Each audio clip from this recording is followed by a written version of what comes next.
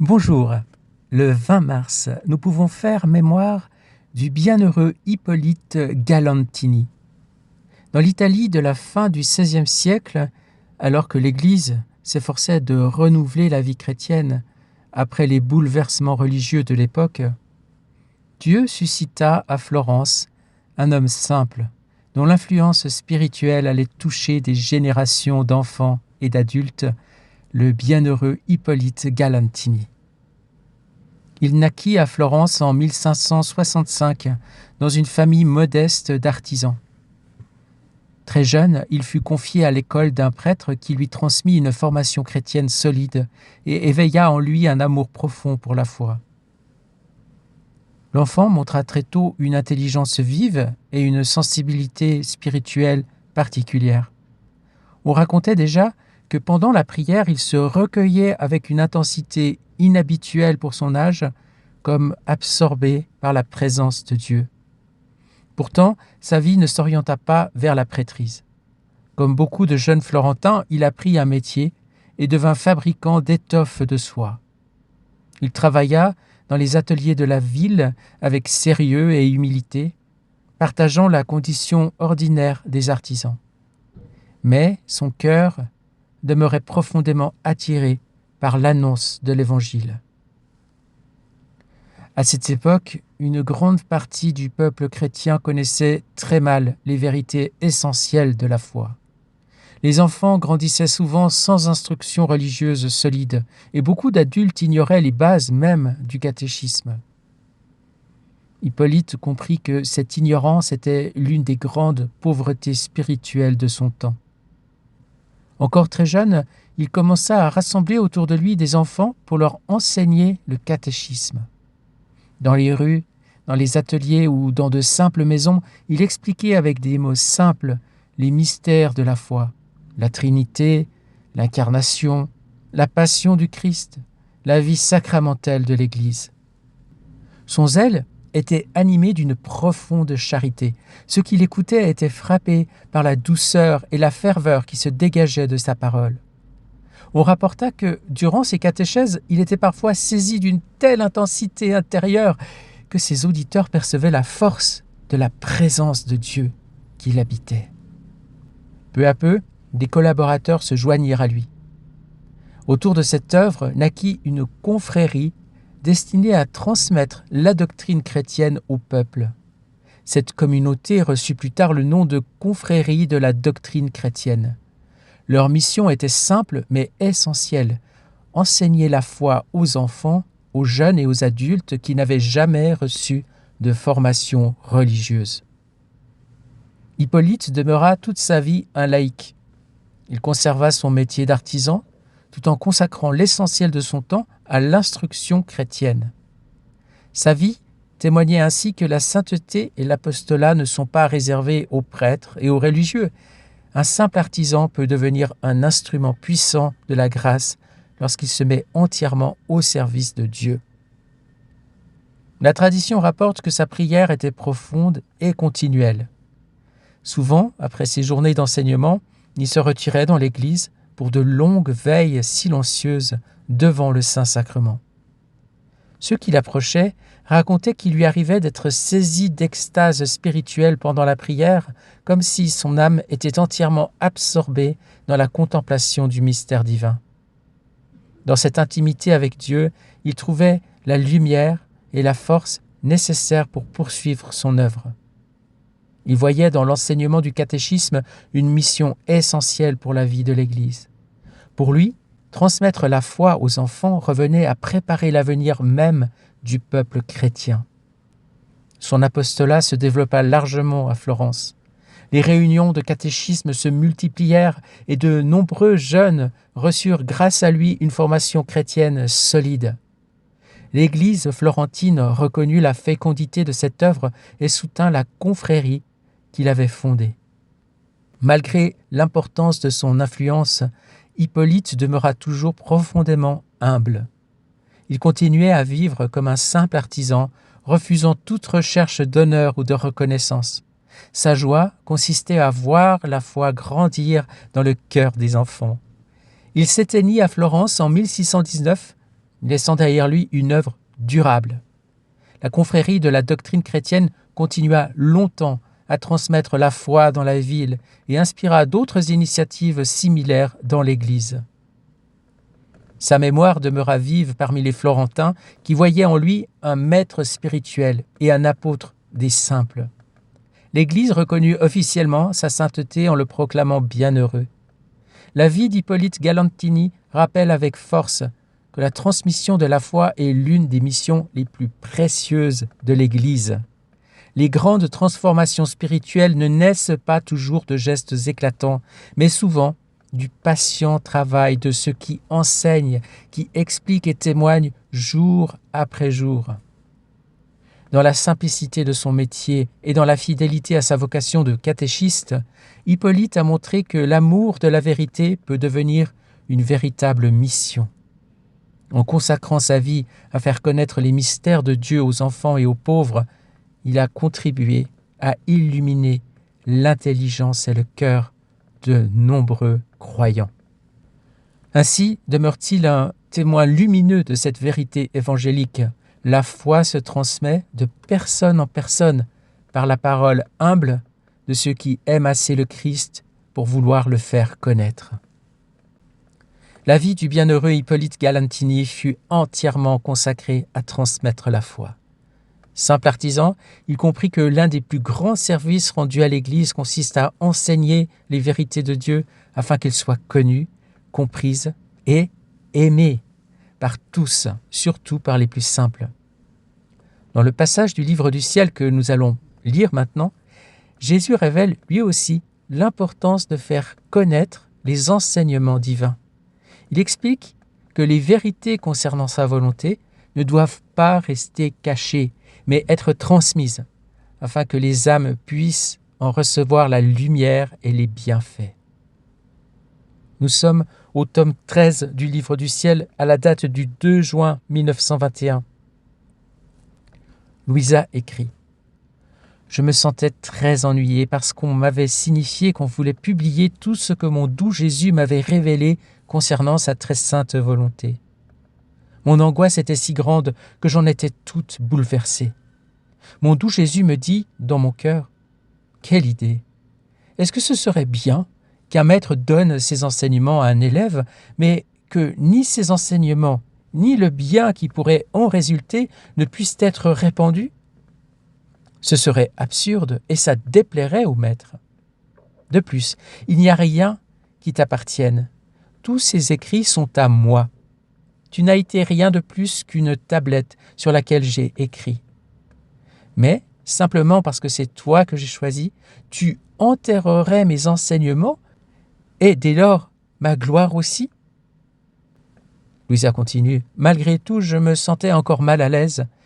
Mais mon toujours aimable Jésus, venant du fond de moi-même, entourant mon cou de son bras et me serrant contre lui, me dit « Ma fille bien-aimée, calme-toi. Calme-toi et rends ton Jésus heureux. » Je répliquai, « Mon amour, le sacrifice est trop dur. Lorsque je pense à tout ce qui s'est passé entre toi et moi et qui doit être révélé, je me sens mourir. Mon cœur se brise de peine. Si j'ai écrit, c'est par obéissance et par peur de te déplaire. Et maintenant, vois dans quel labyrinthe l'obéissance m'a placé. Aie pitié de moi, ma vie, et pose ta sainte main sur moi. » Jésus dit, « Ma fille, si je veux un sacrifice de toi, tu dois être prête à l'accomplir et ne rien me refuser. Tu dois réaliser que lorsque je suis venu sur terre, ce fut pour révéler mes enseignements célestes, faire connaître mon humanité, ma patrie céleste et la discipline que les créatures doivent observer pour atteindre le ciel. En d'autres mots, l'Évangile. Toutefois, en ce qui concerne ma volonté, j'ai dit très peu ou rien. Je l'ai presque passé sous silence, insistant plutôt sur le fait que ce qui importait le plus pour moi était la volonté de mon Père. Concernant les mérites de ma volonté, son élévation et sa grandeur, les grands bienfaits qu'une créature reçoit quand elle vit en elle, je n'ai presque rien dit, parce qu'étant si immature dans les choses du ciel, les créatures n'auraient rien compris. Je leur ai uniquement enseigné comment prier le « que ta volonté soit faite sur la terre comme au ciel », afin qu'elles soient disposées à connaître ma volonté pour l'aimer et la réaliser, et ainsi recevoir les bienfaits qu'elle comporte. Alors, ce que j'ai à accomplir dans les temps actuels, les enseignements que je dois offrir à tous au sujet de ma volonté, je te les donne à toi. Les faire connaître et simplement achever les choses que je devais livrer pendant que j'étais dans ce monde comme accomplissement du but de ma venue sur la terre. Ne souhaites-tu pas dès lors que je réalise le dessein pour lequel je suis venu dans le monde ? Conséquemment, laisse-moi tout. Je vais m'occuper et m'assurer de tout. Suis-moi et sois en paix. Amen, Seigneur. Sois béni, sois glorifié, sois loué pour ces paroles de lumière, encore une fois. Nous comprenons en effet que la mission de Louisa est grande et qu'elle a souffert beaucoup de souffrances. Premièrement parce qu'elle était une âme victime et qu'elle a accepté d'être ainsi sur la croix pour le salut des âmes, qu'elle a consenti à être crucifiée, à recevoir les clous de ta passion en partage. Mais aussi des souffrances plus intérieures, premièrement, et tout au long de cette vie, la privation de ta présence sensible, le sentiment d'être abandonné comme tu l'as été, toi, pendant ta passion, le sentiment d'être privé de tout réconfort, de toute grâce sensible, la nuit de la passion, la nuit obscure de l'âme qui se sent abandonnée. Et c'est une souffrance énorme, c'est la souffrance du dam, c'est-à-dire de l'âme qui se sent privée éternellement de Dieu. Pour Louisa, ce n'était pas une privation éternelle, bien sûr, mais elle a vécu la profondeur de cette souffrance dans son corps, dans son âme. Et aussi bien cette souffrance de se voir en quelque sorte mise en vitrine dans son intimité la plus profonde, la plus délicate, la plus sensible. Et nous savons qu'aujourd'hui, il y a des détracteurs de ces écrits qui, justement, pointent du doigt certains passages en disant « mais ça, c'est inconvenant, c'est pas acceptable. Le Seigneur ne s'abaisserait pas à ce genre de choses avec une âme. » Eh bien, qu'est-ce qu'ils en savent ? Qu'est-ce qu'ils en savent ? Cela signifie simplement que leur intimité avec le Seigneur n'est pas allée jusque-là. Mais combien d'âmes, peut-être, ont connu des intimités de ce genre, mais n'ont pas eu besoin de les révéler.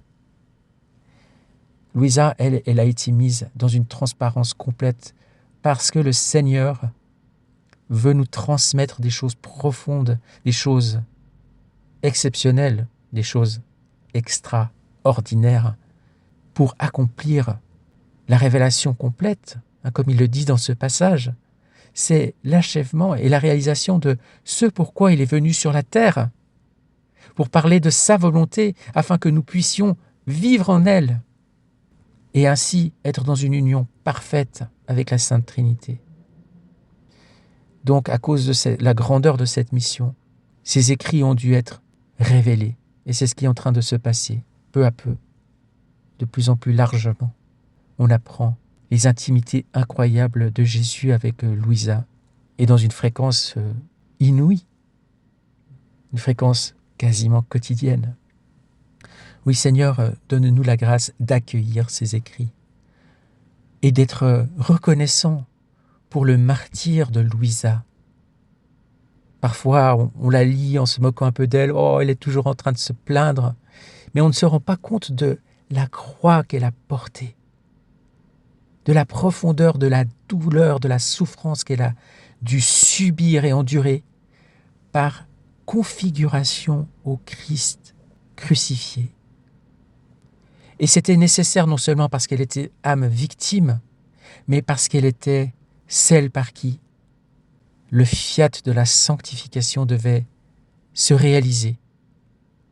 Pourquoi? Parce qu'il était nécessaire pour que ce fiat se réalise, que les connaissances du livre du ciel soient répandues, soient connues, soient écrites tout d'abord, soient vécues par Louisa, soient récapitulées dans son âme, elle, la tête de pont, la première entre nous, et maintenant diffusée dans tout le peuple chrétien, afin qu'on puisse nous accrocher notre wagon à ce train du troisième fiat, si on peut dire ainsi. Accueillir ces vérités, les faire nôtres et en vivre. Alors aujourd'hui, nous pouvons prier pour tous les missionnaires de la divine volonté, tous ceux qui prennent à cœur de faire connaître Louisa et ses écrits. Et nous pouvons aussi prier pour tous les auditeurs, afin que ces vérités soient reçues dans un cœur simple et dans un cœur bien formé, dans une conscience bien formée. Car ces écrits sont si incroyables, si extraordinaires, qu'ils doivent être reçus dans une terre préparée, bien labourée, par les connaissances de la révélation chrétienne. Il faut connaître le catéchisme, il faut connaître sa foi pour recevoir les vérités du ciel qui sont contenues dans le livre du ciel. Sinon, ça risque d'être n'importe quoi. Donc oui, et là on peut faire le lien, la transition avec notre saint du jour, notre bienheureux Hippolyte.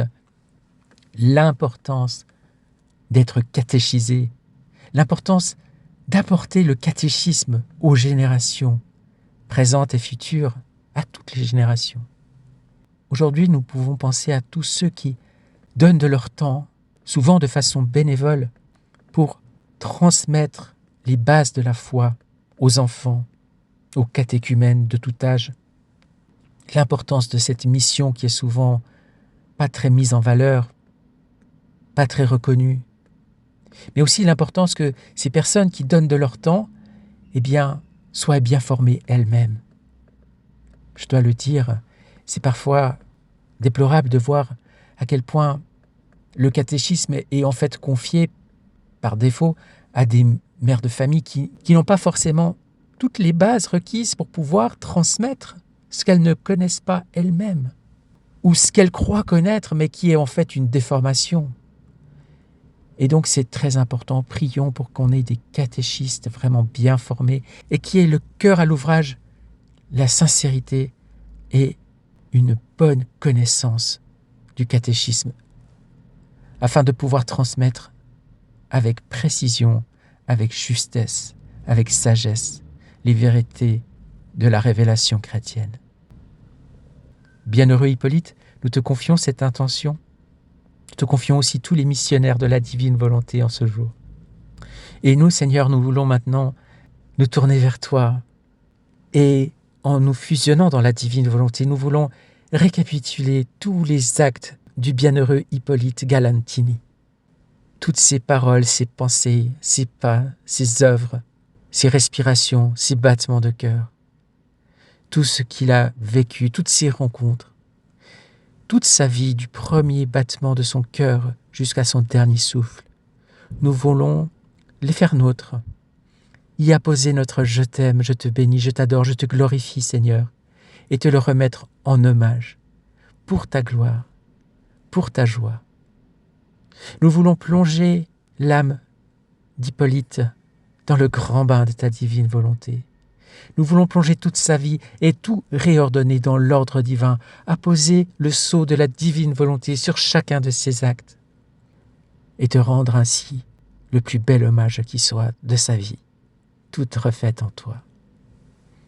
Nous voulons te demander aussi la grâce, Seigneur, de bien accueillir les connaissances du livre du ciel, de les recevoir avec foi, avec sagesse, avec pureté de cœur et d'intention, avec amour, et être à notre tour des catéchistes de la divine volonté, des missionnaires qui fassent connaître ces vérités, qui les fassent aimer, et surtout qui les vivent au quotidien dans chacun des actes que nous allons poser aujourd'hui. Seigneur, nous voulons vivre, fusionner à toi dans ta divine volonté.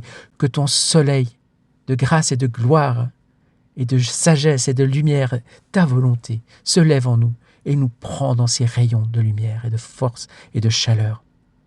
Oui, Seigneur, nous te disons notre désir de vivre dans ta divine volonté. Viens régner en nous, viens régner dans le monde. Que ton fiat suprême soit souverain en ce monde. Nous te le demandons. Fais connaître ta divine volonté dans le monde entier, dans ton Église et le monde entier. Gloire à toi, Seigneur. Sois béni. Amen, fiat. Bonne journée et à demain. Soyez bénis.